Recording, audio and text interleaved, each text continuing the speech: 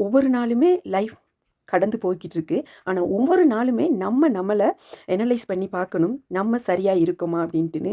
கூட்டு முயற்சியா சில நேரம் சில வேலைகள் செய்வோம். ஆனா, நம்ம உடனே என்ன செய்வோம் அப்படின்னா, மத்தவங்க மேல பழியை சுமத்தி விடுவோம். அது சரியா? அது தவறா? அப்படிங்கிறத நமக்குள்ள 1000 கேள்விகள நம்ம கேட்க வேண்டியதா இருக்கு. ஏன் அப்படின்னா, சூழ்நிலைகள் சில நேரம் மத்தவங்கள நாங்க குற்றம் சுமத்த காரணமா அமையக்கூடாது. ஒரு கூட்டு முயற்சியா வேலை செய்ற நேரம், நம்ம சரியா இருந்தோமா?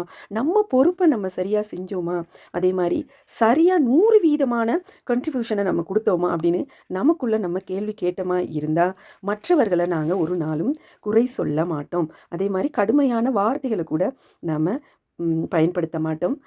அதே மாதிரி அவங்கள பழி சொல்லாக நாங்க ஏசவும் மாட்டோம். அப்ப எப்பயுமே ஒரு விஷயத்த நாங்க செய்யும்போது, அந்த விஷயத்தில் நம்மளுடைய பங்களிப்பு எப்படி இருக்கிறது அப்படின்னு நாங்க யோசிப்போமா இருந்தா, அந்த பயணம் வந்து ரொம்ப அழகானதாக இருக்கும். ஏன்னா, நம்மள குற்றம் சுமத்த மாட்டோம். அதே மாரி மத்தவங்களையும் நாங்க குற்றம் சுமத்த மாட்டோம். ஏன்னா, நம்ம சில வார்த்தைகளை சொல்லும்போதும் அது மத்தவர்களை காயப்படுத்தும். அது சில நேரம் அவங்க மனசுல ஒரு வடுவாக கூட இருக்கலாம். அப்ப எங்களுடைய வாழ்க்கை பயணத்துல நாங்க எப்பயுமே எங்கள ரீசெக் பண்ணிக்கொண்டே இருப்பது நல்லது.